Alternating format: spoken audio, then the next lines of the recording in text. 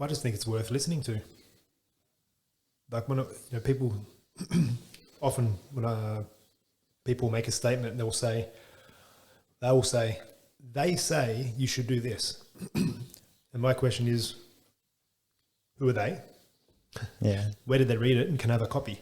Yeah. Then you can make up your own decision, right? But you should never just do what everyone else does because everyone else is doing it. I think that's never a good way to live your life. No. And it looks like we,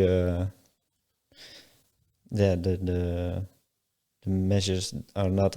They're always pointing at one thing as One direction. one direction to fight the virus, and they're not talking about health or your immune system. Maybe that's why people are maybe suspicious or critical of some of these measures. Yep. And they shifted the goalpost many times, right? So it was get vaccinated to protect everyone. Then it was get vaccinated to protect yourself. And now it's like, well, keep getting vaccinated to protect yourself. If it doesn't protect only yourself, not anyone else. But the Dutch government's done a pretty good job of it, I think, in general, when you look at world standards. Some of the rules are a bit silly. I went to Efteling on the weekend with my son. Yeah. And you can stand in queues for an hour with no social distancing. But you can't go to the restaurant and sit down for 10 minutes inside to eat your lunch. Yeah. I think that seems a little strange. And I think that's the problem most people have, is when the rules don't seem to make a lot of sense. They get upset. But. Yeah, because as Bob stated earlier, it is all pointed into one direction. To me, it is strange that to fight this pandemic, I haven't heard about exercise, sun, nutrition, all those things. It's always pointing into one direction, which is highly suspicious for me. It's a good business model if you're the person that is making the vaccines. Exactly. Yeah. And I was talking to my wife about this yesterday. No one's talking about India anymore. Like the Delta variant. Yeah, they're not in the news anymore. But what they did differently was they provided packs with ivermectin, vitamin D, quercetin, zinc, and they gave that to their people. And so I'm sure their numbers are still high. I'm sure people are still getting COVID, but they're in a better position to fight it, and they're not dying or ending up in hospital anymore. So no one's talking about them. No, but that was such a deadly variant that you could, in Melbourne, you could be walking down the street and pass somebody and catch Delta. That's how it was being. Don't talk to your neighbors. If you see your neighbor in the supermarket, then don't talk to him. Yeah, that was said at the press conference by health minister out there in Australia. Yeah, probably. Yeah. And they're talking about a QR sort of economy going forward. Yeah. They're building quarantine facilities. $600 million cost to build a quarantine facility when the healthcare system in such a poor state that they simply couldn't. In my state, WA, they closed their borders, and they still are, because they were banking hospitals or ambulances already. Without any COVID, ambulances had to wait outside the hospital because there were no spare beds. So there's clearly a problem there with the current facilities, and instead of spending $600 million to improve them, they're building a quarantine facility instead, so they can, lock the unvaccinated away. I'm not sure. I don't know. Yeah, it's crazy, right? To build quarantine camps. Right. Yeah, I don't think it's. I think crazy is an understatement. Yeah. I think we've heard it before, haven't we? There's a little bit of history repeating. It looks Some like of, it. Don't say it too loud. No, it's a bit controversial. But That's a bit controversial. Yeah. Coming back to India, I also heard there was a big city, I don't know the name of it, but they also, what you talked about, they prescribe ivermectin and other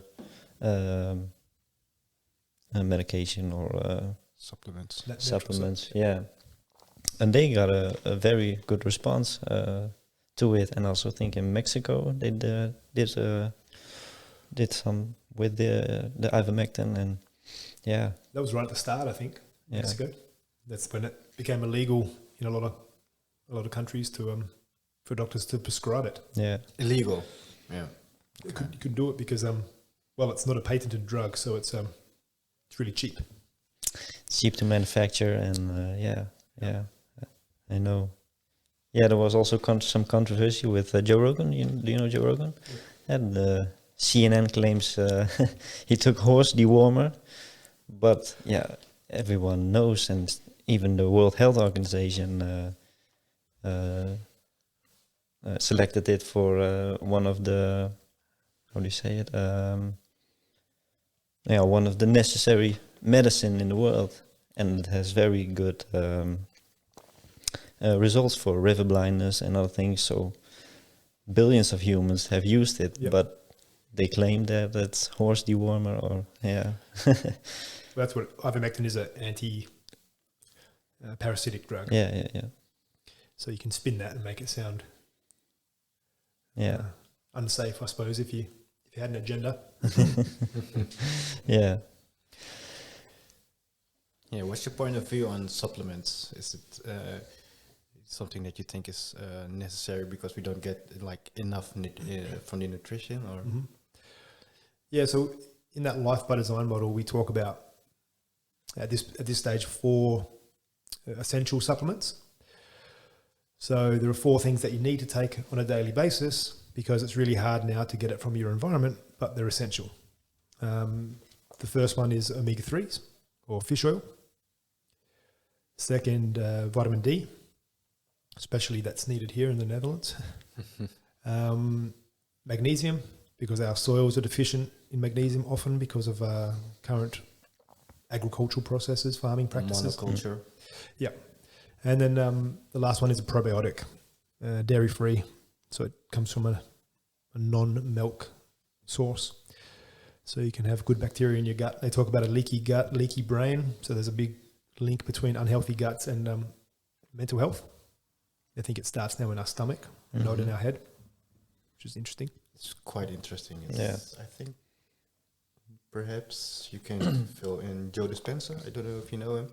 He's quite big on that theory that it all starts in your gut, I think. I think, I'm not an embryologist, but I think back in the womb, they split from one another, the gut and the brain, sort of. Ah, yeah. So they share Yeah. cell structure. Okay. That's interesting.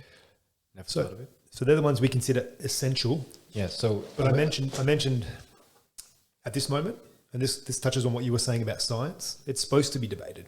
Yeah. It's not supposed to be taken as gospel, and you're supposed to be prepared to change your opinion as the science gets better. That's why we have science, right? Yeah. Yeah, one question is designed to challenge the question that was asked before it. Like, that's just the way science works. That's science, yeah. So there are 4 current essential supplements, but perhaps one day we take one off or we add some more. But whilst there are essential ones, there are some other good supplements that you could take that aren't necessary to take, but that are a bit of a life hack or something that can add to your health and your life, which there are many. So a good quality protein, dairy-free protein, of course, is best, so you don't get the lactose and the casein, the 2 things that's the protein and the carbohydrate in dairy products that can irritate our gut. So you want those not in your protein supplement. What else? What do you guys like to take? I take fish oil, vitamin D, Magnesium. I also have some protein, So extra protein, yeah, and coming back to vitamin D. Here in the Netherlands, you don't have much sun. I try to get them as much in the sun as I want, and if I also take vitamin D when it's a sunny day, could you overdose on vitamin D, or could you have too much? No, because I think we're all probably working from a place of deficiency anyway. So I think no, you can't overdo it. In fact, when our skin goes pink, that's actually a warning sign from the body that you've had enough vitamin D exposure Okay. in that site. So there are signals that you can. Yeah, well, see. you just won't take any more in. Well, you won't do it well there, which is why even in Australia, people should supplement with vitamin D, because look at what you're wearing when you go into the sun. Mm-hmm. Yeah, yeah. You should wear loincloth like Adam and Eve, Mm-hmm. and then your whole body is exposed, and you just get arrested for that. It's not normal these days. Yeah. So, yeah, once again, with our current lifestyles, it's really hard to get enough vitamin D. So you should supplement. Yeah. What I read the other day was 1,000 UIs, which is the Yeah. dosage, per 11 kilograms of body weight. So that'd be a lot more than what your health sites will say. Yeah, and also the boxes claims was my Like I think 1,000. about 1,000. Yeah. See, recommended daily averages is the bare minimum to not get sick versus the necessary amount to be optimal. Mm-hmm. Yeah, so it's down here, and that's just enough not to get sick versus having enough to be your best version. Yeah. I think it's a quite interesting, like you said, like to be the best version, extraordinary. Health is our default setting. How come that nowadays we're as far away from that as possible? Well, we talked about it a bit already. We're living in a world where it's really hard to fulfill those requirements. Yeah, we're supposed to be living like cave people, but in the 21st century, that's difficult, right? Mm-hmm. But the other thing is, over the last 50 years, medicine's taught us that we get sick because we're built badly. Mm-hmm. It's our default. We get broken. It's just how humans work. But don't worry, when you break, we've got stuff that can fix you. We've just been conditioned now over years that that health comes from outside in instead of inside out. Most people, when they get a headache, their first thought is, what? Take an aspirin. Right? Because that's the reason why they've got a headache. Yeah. They don't think water, too much stress, not enough sleep, Yeah. shitty food. They just pop a pill, wait for it to go away, and then Quick fix. Yeah. we've been conditioned that way. It probably fits the lifestyle. Like you said, a quick fix is necessary. Yeah. Convenience, of course. That's why fast food, rules the roost, because no one's got time to cook, No. or they can't afford it, because for some reason healthy foods are far more expensive than Fast food. fast food. So that's why. Okay. So there's a lot of things we can do ourselves to move closer to our optimum state. But it starts with believing that health is normal. Yeah. I'm designed to Our be well. default setting. It's our default setting. If you look at the reason why we get sick, the reasons that are told to us on a regular basis is bad genes, Mm-hmm. right? It's a genetic issue. I had no choice. It was Mm-hmm. it was predetermined. So if your health is predetermined, why would you even look into how to be healthier?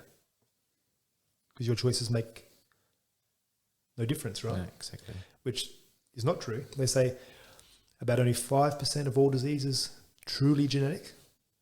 So even breast cancer, you haven't got the breast cancer gene. That just makes you predisposed to having breast cancer. Because a truly genetic disease means if you have the gene, you've got the disease every time. For example, Down syndrome. Mm-hmm. Yeah? If you've got the, extra chromosome, Mm-hmm. every time. Down syndrome. But breast cancer, if you have the gene, you still need to initiate the gene, turn it on, and then you still need to promote it.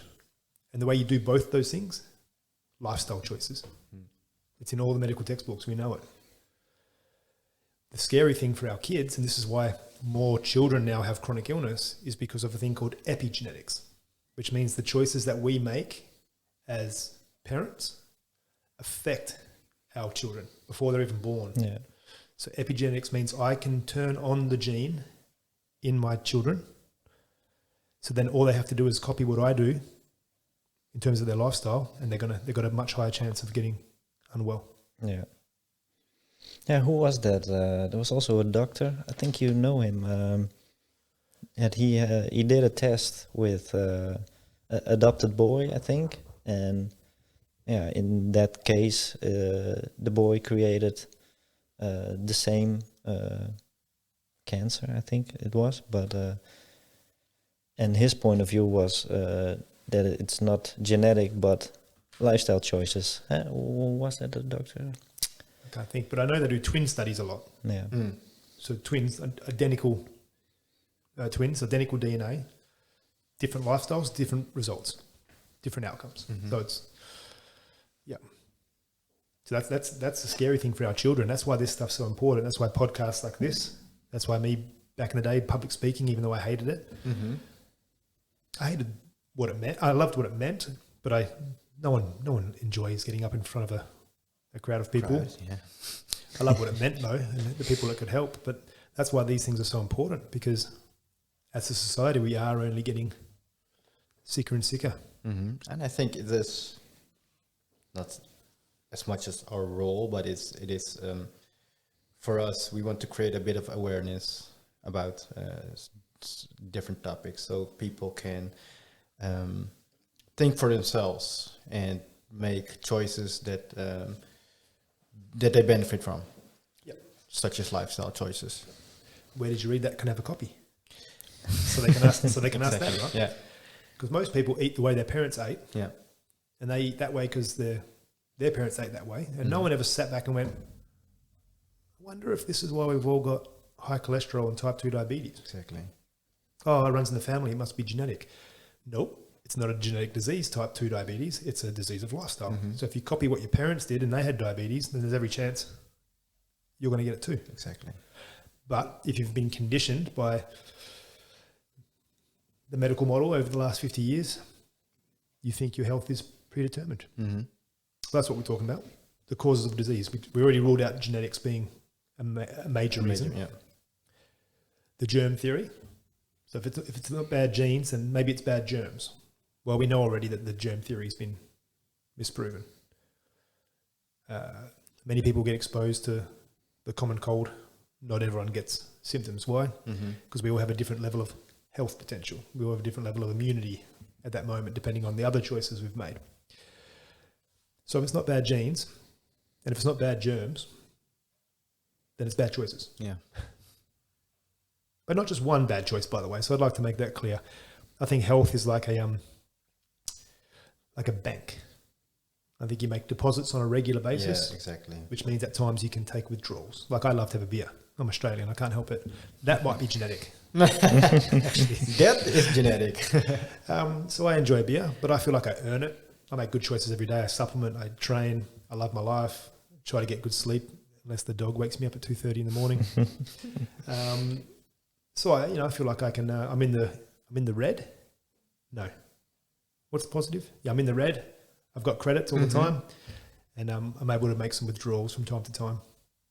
Occasionally, I make mistakes and make too many withdrawals, but then my body will let me know, and then I change it up again. But what's interesting to me is that you say, I love my beers as well.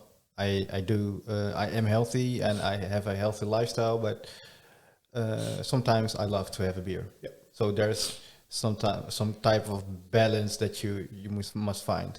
Yep, absolutely.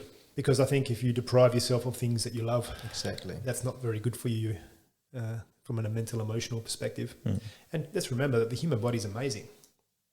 Look at how we treat it, and yet we're still top of the food chain.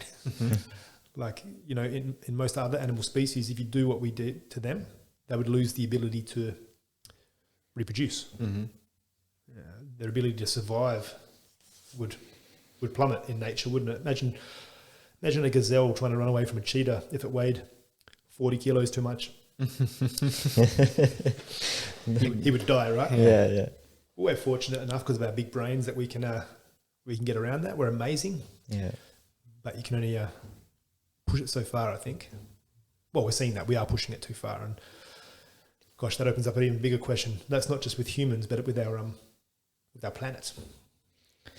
Yeah. Because if you love yourself, then you should love if we're designed to be amazing and extraordinary, everything we needed to be amazing and extraordinary was put within arm's reach of us, wasn't it? Yeah. Until we thought we could do it better.